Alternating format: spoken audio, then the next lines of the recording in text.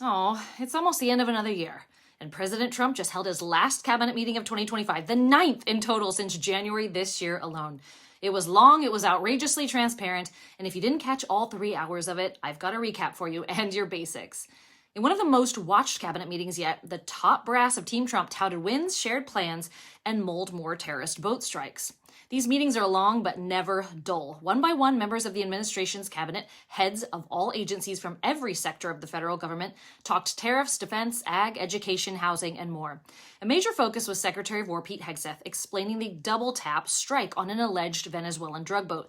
I guess the first missile didn't fully do the job, and some are calling it overkill, but he stood by the decision as correct to eliminate the threat, and he spoke energetically about national security, emphasizing the administration's commitment to keeping Americans safe and stopping transnational criminal networks.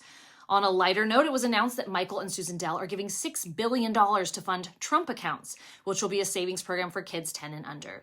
Secretary of Transportation Duffy shared a proposal to rebuild and modernize Washington Dulles Airport, a project the president framed as long overdue and a major win for travelers. He also promoted his administration's idea of tariff dividend refund checks coming in 26, pitching them as an economic boost for everyday Americans. Yada, yada, yada. More winning, trillions in investments coming in. They haven't even taken effect yet. So much winning. But the real theme of the meeting, continuing to root out fraud we'll call exorbitantly widespread, especially as it relates to those in the country illegally.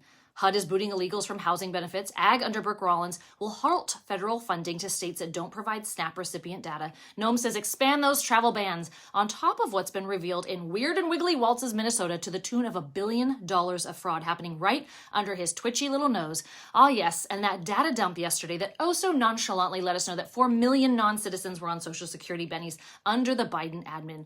The wrapping up of DOGE did not mean the fraud had all been found.